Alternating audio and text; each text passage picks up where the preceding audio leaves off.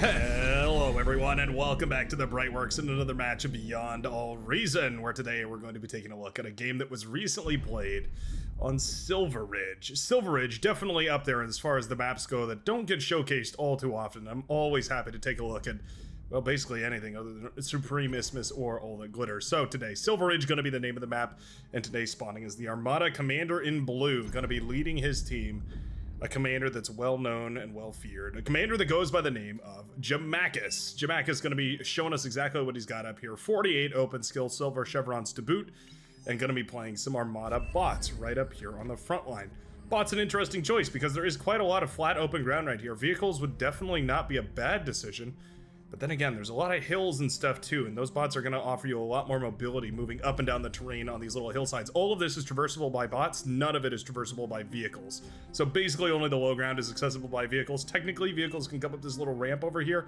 It's very, very inconvenient, and certainly the bots do lend you a little bit more flexibility in that regard. Now, walking forward very aggressively right here is the red commander. It's none other than Cage Gout.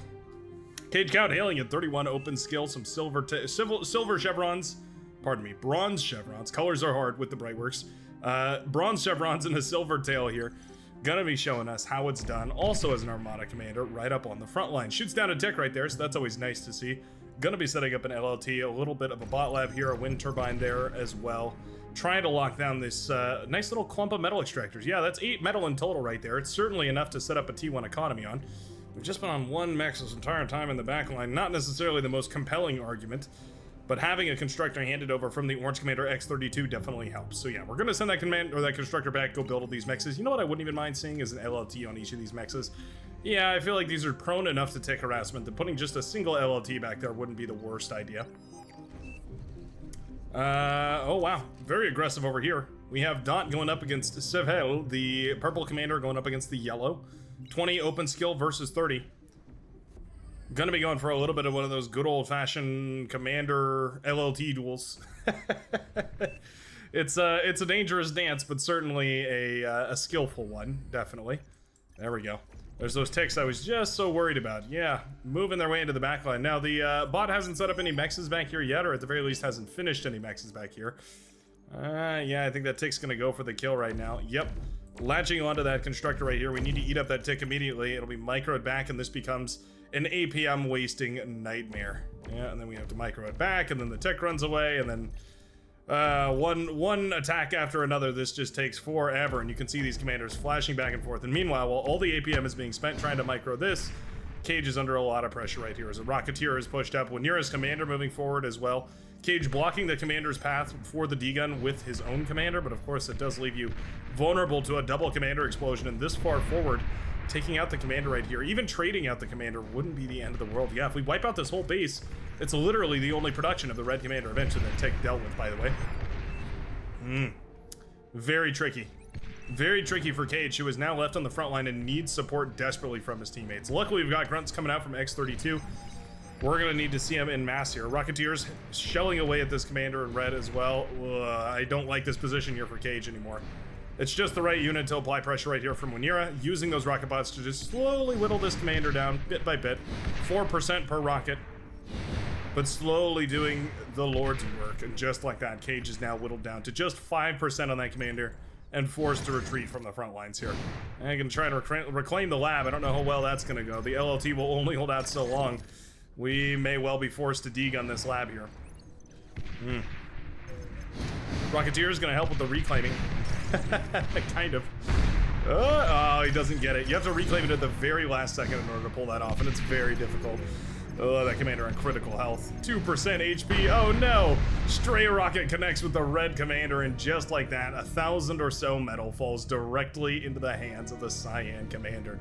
It's time to grow, grow, grow. We need to see expansion all over the place. I want advanced solars coming up. I want to see a whole bunch of build power. I want to see mesas. I want to see resbots. I want to see all that very expensive tech coming out from the Cyan Commander. Capitalize on this very early lead by handing all the metal to Jamakis. Interesting. All right, well, it's just as valid a strategy. Hand over all that metal to a commander who knows how to spend it well. Jamakis certainly fits the bill. More of a static battle going on over on the left-hand side. Purple and yellow still gunning for each other's throats. Similar strategy to the poor cages over here, but for Savhel, the purple commander, losing the bot lab, at the very least able to reclaim it. Commander looking pretty rough right now, though, and definitely that Rocketeer army is going to be devastating. Very, very neat. Now, a bunch of ticks have run by over here. Icarus trying to move into position to blast away a whole bunch of these. Yeah, they should be able to well avoid that commander. Metal Extractor almost taking them all out. A little bit of Metal Extractor micro wouldn't even be the worst idea. Some self-destruct micro, just to try and clean all that up nicely. This is a huge advantage. We really do have a tremendous advantage over here on the right-hand side. These mexes need to be claimed immediately. I think rather than building LLTs, we've already got the units. Winera needs to claim these mexes. That's 8 metal per second. That would more than double the economy right here of the Cyan Commander. We are slowly rebuilding over here, by the way. Cleaning up those ticks and trying to shuttle that down. It's going to be IQ. We'll go with IQ, the Tan Commander here, in charge of escalating the technological prowess of the red team here. Pawns running around all over the place. Blitz, not blitzes, pardon me. Grunts in a big old ball. Oh, our blitz is out, okay. Very good. The grunt ball is nice, though. Yeah, nice enough anyway. Flawsome. It's a cool name. Going to deflect that attack quite nicely here with the LLT. These grunts looking for any opportunity to engage that they can. LLT has gone up right here. Cranky Grumpster going up against Jamachus in a little bit of a dance of death, the duel of the fates. The LLT is blasting away, but this one has far more experience. This one has way more build power behind it, though. What a dumb battle we have right here between the blue and brown commanders. The top of the leaderboard's going up against the very bottomest. Oh. If you don't pay attention for a second, the commander can disengage from this. You need a guard command rather than a repair command. I guess the Resbot is more than enough here. What you really should do is go for another LLT, though. Putting another LLT down while this one's distracted will allow it to fire away, and you might be able to sneak another one out. Just a thought here, as we watch that very thrilling LLT battle going on. Sprinters are on the field. Are they going to be enough to clean all this up? Well, it's mostly Rocketeers and Ticks, and Sprinters definitely hard counter basically both of those. One of the few units that's fast enough to actually keep up with the Tick. I wonder what the speed difference is. Yeah, speed of 111 versus the Tick's 132. Actually can't keep up with the Tick. That's funny. The Tick's still far and away the best unit known to Armada kind. Rocketeers firing a volley or two at those wind turbines, but they stray just a little bit too far from the light of the anti-air. And just like that, those sprinters do jump on top. As long as the sprinters keep microed around in circles, there's no reason that any of them should be lost here to these Rocketeers. The rockets they fire are far too slow. The sprinters can evade them even if they're fired directly at them. It's a very powerful unit. Sprinters often underrated because of how powerful Fiends are, but they can definitely do some superb work. Shuriken trying their best all over the place, actually, trying to paralyze whatever they can. This green run by sort of petered out right here. It's not the end of the world that all this went down, because of course you can resurrect or reclaim a whole bunch of this. We are still trying to set up a command post, but yeah, those sprinters are getting dangerous, and it doesn't take too many of them surrounding a commander in order to bring it down. Comparable to Fiends. Not as good, I would say, because they don't have as much AoE on their attack, just innate AoE. But very, very good, nonetheless. Mace is putting in some good work against Satyr here, but a lack of APM right there on the part of the Powder Pink Commander. Well, at the very least, brings Satyr's Commander down quite low. 7%, 2%. Oh, and he just barely makes it out alive. Pawns, Rocketeers, and all the other forces moving in front to try and save that Commander's life. Just barely managing to. 3% health remaining on that Commander. Just over 150 HP total. Oh, this is great. Anti-air was built underneath the air wall right here, meant that a bunch of those fighters were thinned out. There is no air force that I can see for the blue team. And of course that means that there's a certain opening that the air player would be wise to take advantage of. Hard to know, of course. You need a little bit of scouting. Rover's back here doing a fabulous job, though, by the way. OXB1OB, Oxbiob. I don't even know how to. Anyway, it looks like a memory address, I think. Yeah, Ox0xB10B. I don't know. Doing a great job, killing a bunch of metal extractors. 6 metal extractors down in the backline. My goodness. We've also got dead constructors over here as well. The mechs is all dead. Sprinters coming out of the lab right now for Jamachus, and the Cyan forces still being cleaned up. Yeah, I love the anti-air here. The anti-air is great. Obviously, it's meant to deal with this Shuriken, but the fact that it's catching these fighters every once in a while, too, just adds a little extra je ne sais quoi. Really no reason for the Sprinters not to jump on top of this commander trade, though. Trying to kill that commander should be utmost priority. It's basically the thing keeping this push alive. As soon as it goes down, there's not really anything else to sustain this. We don't have T2. We barely have T1 reinforcements coming out. All that metal that was gained basically got dumped into Jamaikas, and that's why there's such a fabulous economy up right now for the blue commander, the T2 and all that sort of stuff. But yeah, really the Cyan commander is stuck on T1, and we're seeing that same problem that we saw in that last match, where a lot of T1 is just going to be fed into the T2 grinder and traded out ridiculously inefficiently. That was the Maroon Commander going down over here. I didn't see exactly what killed it, but it was brought low by Flossom and his ball of ticks. The mighty tick. The tick is stronger than the sword, and the sword may be mightier than the pen, but however you stack it, 20 or so ticks is able to bring down a commander. You need some stellar D-gun micro in order to bring down ticks once they've amassed into a big enough ball. They really, really do bring down commanders quick. I would say 20 or so can kill a commander. 30 or so will almost assuredly kill a commander. Just if you're, you know, sizing up your army and your opponent's army and you're looking for potential trades here. Oh, we're diving very hard for that commander. Oh, but is it worth it? Oh, it just well might be. 0% HP, 20 HP remaining on the powder blue commander, but he survives. The LLT wall, the maces, all the rest of it in front. Just barely managed to save that commander's life. That's twice now that Steer has been left on death's door and barely clinging to life, hoping and praying, and probably peeing in his pants a little bit. Just unbelievable. Unbelievable how close that call was right there. Why aren't these sprinters moving? Sending forward and killing all this T1 defense. They blast down LLTs perfectly. Cranky Grumpster tired of this intruder. Oh, maybe not. Thought we were going to see a little bit of a hug of death right there. Maybe not, though. Yeah, but near it. They're still close enough. I think they might accidentally kill each other. Well, either way. Nope. Cyan Commander backs off, and Cranky Grumpster does back off enough to survive the attack. The explosion, pardon me. And the push is shut down. Do we have a T2 transition? No, no T2 transition here. Oh, no. Rovers have been idle in the backline for a while here. There's plenty more mexes that they could go blast down. In fact, they could even revisit their hunting grounds over here to kill these T2 mexes, kill the T2 constructor. That'd be pretty fabulous. Some extreme efficiency using those rovers to kill things. We have the power. It's in the form of a T2 lab right now, mostly focused on upgrading the mexes, though it would appear IQ is investing into. Those T2 mexes obviously very good. 4 times the economy per metal extractor, so 8 metal per second instead of 2, does mean that you're going to have a beefy economy once you get the first 3 of those up and running. Surely enough to start full-blown production. It's understandable that going for that economy can certainly take precedence in these sorts of situations. Janus trying its very best, but really not going to be able to achieve too much. At the very least, those Janus missiles do have some tracking innate to them, so they will hit sprinters if the sprinters stay in range, but oftentimes the sprinters are actually fast enough that they can just run away. One of the reasons why units are so OP in this game, and basically any RTS game, their ability to run away. Sheldom? Question mark? Shid, cries the red commander, who's now facing a full-blown T2 army with essentially a bare-bones T1 economy, a very bare-bones T1 economy, about 6 metal per second or so. Coming in for Cage, yeah, 7-ish. Depends on energy conversion and all that sort of stuff. Remember, that commander died up on the front and lost basically every mechs under their control here, so rebuilding from the ashes, certainly relying heavily on his teammates to try and keep things up and running here. Orange Commander could definitely well do with a T2 transition. We've got the T2 mexes up, which is awesome. Now we're ready to start thinking about either full-blown T1 production. You could, of course, invest... Whoa, bombing run coming across the map over here. A couple of Whirlwind bombers making an entrance, popping a whole bunch of those wind turbines. Lovely stuff. A couple of them targeting nowhere there. Either way, though, these wind turbines in a whole bunch of trouble. Yeah, nicely done right there. Tons of wind turbines falling right there for the blue commander. That's actually a huge hit. Yeah, those wind turbines were the large majority of the production here. We have some advanced solar panels as well, and those are great, don't get me wrong. But losing those wind turbines does suck. It's easy to underestimate how much metal you actually sink into those wind turbines. It can easily be upwards of the thousands. And to suddenly lose it all like that really does sting.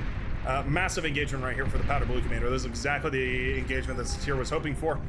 Pushing forward ever so slowly, but eventually getting a beautiful concave on the pink forces and managing to blast them all to smithereens and scrap metal. Leaving a nice juicy wreckage field to reclaim all that, and probably enough to go for T2, I would warrant a guess. T2 propagation should be well underway. Yeah, the Lavender Commander has T2. I imagine this is probably for Satir.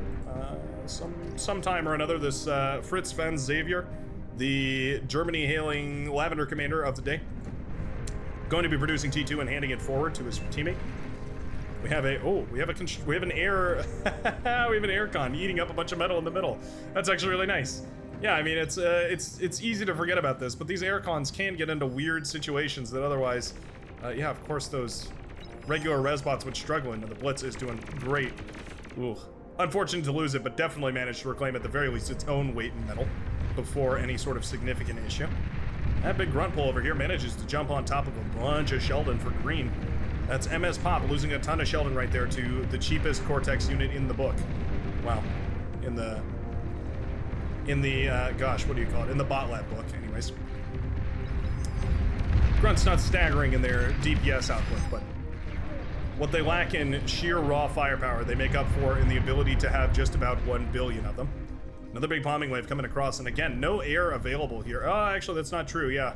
Looks like Jamakis did make a sharp transition into air so that we have some sort of fighter response. It still isn't that much, though. Just 2 fighters going to be working on some of these bombers here, and fighters really don't kill bombers super quickly. Well, that one's great. That one's just... That's a hero right there. That fighter may have just well killed 3 bombers on its own, I think. Okay, bombers not as efficient as they were moments ago. I think targeting these wind turbine farms would be maybe the better idea here. Hard to know if your scouting's still accurate or whatnot, but anyway, the fighters do clean up that whole engagement. Left-hand side crumbling quickly. We do have a response. Rocketeers, thugs, all that good stuff pushing forward. That's the powder blue commander of Satir lying in the dirt. Finally met Death's hand after several close calls here. It is a... Wow. Oh, getting aggressive out here. It's about time we see some units, though. I would definitely say that much. The units need to be out on the field right now. We need Fiends rather than Sheldon. Fiends are your fast response unit. 200 metal apiece makes them very affordable, very easy to pump out onto the field. And getting those out should be top priority because your teammate is dead in the water. One of the hardest things about balancing a whole T2 economy and going up the tech ladder and all that is, of course, your teammates who desperately need you, and you have to balance that weight, right? Sometimes going for that extra metal extractor really isn't worth it if you're just going to lose your front line and then suddenly find yourself in a really unwinnable situation. One of those things that comes with experience, gauging that response. Ticks running into the back line. Oh, I love this. Flossom doing a great job of continually utilizing the tick to just apply pressure everywhere. All over the place, the ticks are managing to find value. I love that they're just sprinting head first here. I would like a little better micro, maybe fight commanding them just so that you know that they're not going to suicide on top of a bunch of wind turbines like they are about to right now. We're going to lose so many of them just to the explosions alone, but at the very least, shutting down a nice bit of the economy of the yellow commander over here. Not the entire economy, in fact, not by a long shot, but certainly a nice little chunk of the economy. Some metal extractors, certainly, and a couple of wind turbines as well. Slowing down production, but not halting it, I would say. All across the board, things look relatively even. The red team having just a slight disadvantage as far as the economy goes, but all said and done, this match is fairly well balanced. The red team pushing hard on the left-hand side, the blue team pushing hard on the right, although being counterattacked very, very harshly here by a whole bunch of hounds that have been slowly but surely built up right now from the Tan Commander. Rocketeers and Maces doing their very best, but they really are just T1 trash at this point. There's not a whole lot that they can do against those very sturdy T2 hounds. Well, I say very sturdy, right? They're sturdy against T1, but they're definitely not the pinnacle of health for the T2 era. Excellent siege units, though, and there they go, blasting down all that T1 static defense. Mex is falling here very rapidly as well. Pitbull up and running. Okay, Pitbull's nice, but we have enough hounds. If we would only focus down that Pitbull, I think this push would be concrete. There we go. Pitbull falls and seals the deal right here as those constructors are now forfeit. All the T2 mexes that were planned up there will be canceled. And this push has no reason to stop. Yeah, keep moving forward and you're going to be in a great position. Spybot headed out by Jamakis. It's the only response efficient enough to warrant sending it over there. Fritz Franz trying desperately to hold this line, parking the commander in the choke point right here, hoping to catch some tanks most likely. In desperate need of an assist, his teammate is. Bombers popping E-converters. I think the time to go for T2 bombers has arrived. We are up to T2 gunships. All right, lovely. So those were essentially just the end of the T1 bombers, just trying to find a little bit of value before they were officially, finally decommissioned. Obviously, you can always deconstruct your units, but planes are a different boat. a little bit trickier to deconstruct your planes. Well, Sumos are having a grand time blasting away at all these siege units that have walked helpfully within their range. Not something that's really supposed to happen, but when it happens, I'm sure they're happy to take it. Still, though, it is a matter of more stuff beats less stuff, and this Sumo is but one man up against an entire army. There's some gunships, too. Sure, why not? Spy bot. Okay. Not the connection I think we were probably hoping for. Gunship's going to be happy to jump on top of these sprinters right here. The play was simple. It was to paralyze all this and jump on it with the sprinters, but I don't think we could have ever accounted for there being gunships up in the air. Not to mention gunships well assisted by fighters here. Fighters which will be hard countered. My goodness, that's a lot of air. Yeah, Jamakis has invested heavily into air forces here. Getting that fusion reactor up and running and pumping out plenty of air forces at this point. Ready to continue this game into the late game, into the mid and late game. Whoa. Base has gone down in the backline here. Icarus losing it all of a sudden. Not sure entirely what took down all that production, but now going to be spawn camped by a whole swarm of fighters. Brilliantly done. So the thing is, when you spawn camp somebody's air lab, it effectively turns off their air production for the entire rest of the game. What that means, let's catch over here, by the way, anti-air turret, whittling down some more air forces. Lovely. What it means is that you can go for as many unhindered bombing runs as you'd like, as long as, granted, you don't have to worry about anti-air. Pardon me, land-based anti-air. I think you're going to be in a great spot. Svahel in a little bit of trouble. Oh, Fat Boy fired away. Hound's trying to connect with whatever they can here as well. They're looking for that commander. That's the juicy target of their desire. Fat Boy will connect in a big way. My goodness. We've got quite a lot of pings over here. Maybe you can close this hole after 10 minutes, cries out the ping commander. And I think it's probably a valid criticism. Yeah, this is where ticks have been leaking in through basically this entire game. I think one or two beamer turrets right about here would probably shut that off. Maybe unaware of the strategic options available to him, the Maroon Commander hailing with 15 open skill. But that would be the best solution I can think of, to close that hole up concretely.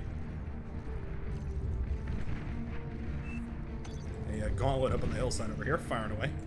Not bad. The Welder Hound composition is slowly moving forward here for Dot as well. Trying to find some more value over here. I think it will. Meanwhile, a killer bombing run has come across the map. Bomb me and I'll bomb you back, says Jamakis. Eager to transition into that air force and targeting down the lab immediately. Nicely done. Stormbringers leave a lot to be desired, but at the very least, I think this bundle will be able to take out that lab. Taking down some wind turbines too while they're at it. Sure, why not? Probably one of the most efficient forces to bring down wind turbines for. One of the most efficient units to bring wind turbines down with. Slacking on the micro on the second pass here, but not the end of the world. Certainly already a whole lot of damage has been done over here. Oh, and in fact, look at the Orange Commander completely tapping out of the game, handing over this entire force to Cage, who is now going to be in charge of, well, simultaneously defending two different forces at the same time.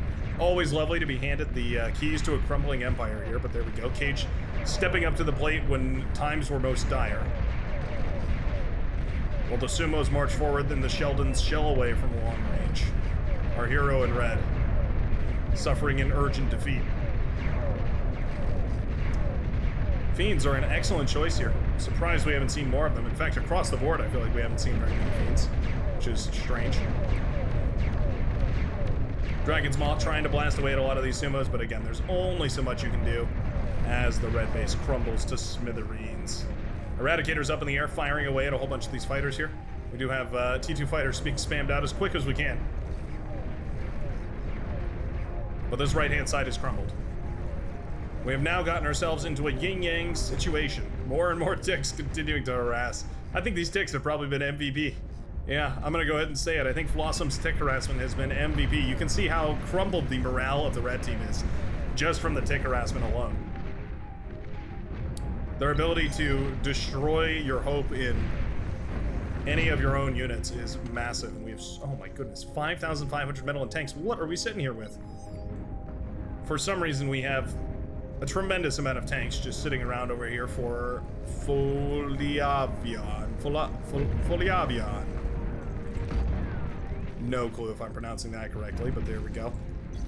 Yeah, nearly 6 grand of tanks and bots and all sorts of other stuff sitting around over there. No reason for it to. Fat Boy, ooh, that's a nice connection. Taking down the sharpshooter is nice, but losing it to a bunch of ticks is Well, counteracts any good that it did. Pimple's really struggling here. Beamer turret's so much better. And suddenly the race is on.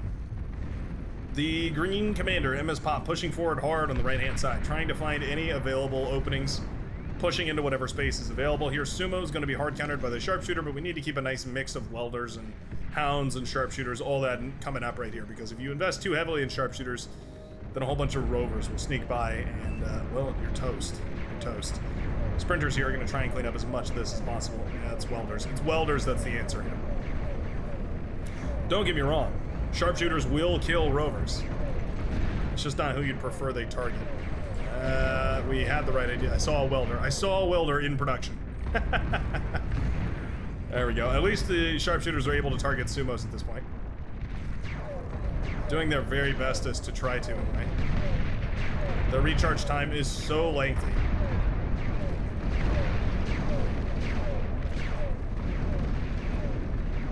I think if we had had just the right composition, just barely the right composition here, we might have been able to hold, but unfortunately the sharpshooters were overrammed by a whole bunch of spam. The sumos continued marching forward. IQ in a lot of trouble here. Build power under threat. Suddenly things are not looking stupendously here for the tank commander. Lightning tanks eager to blast away at that tank commander's HP pool. Boom goes the commander, pops all the build power there as well. The red commander is spotted here. Going to be in a lot of trouble. That's the third red commander, by the way. T2 Lab goes down here for the tank commander, and it's about time. Medium tanks. Whoops, pardon me. Medium tanks on a fight command. Oh no, we need a move command. The fight command here has crumbled this push. The fight command meant that these units didn't step forward. They just kind of sat. As soon as they engaged, they sat. They didn't continue walking forward. If they had all moved forward, they would have easily overwhelmed the defenses over here and won this side. A little bit of unfortunate miss micro, and that's really all it takes sometimes in a game of bar to completely clutch defeat from the jaws of victory. Cage in a little trouble over here again. Detected by the Rascals and blasted by the Sheldons. That'll be the red commander, the third red commander falling for the evening. Gunships up in the sky, not a bad thing. Gunship's certainly good enough to blast away at a lot of this, but I did see, yeah, quite a lot of flak trucks included here from Dropper. Gonna start blasting away at a whole bunch of this. Not to mention, of course, the anti-air rockets packed onto the back of the Jaguar lightning tank.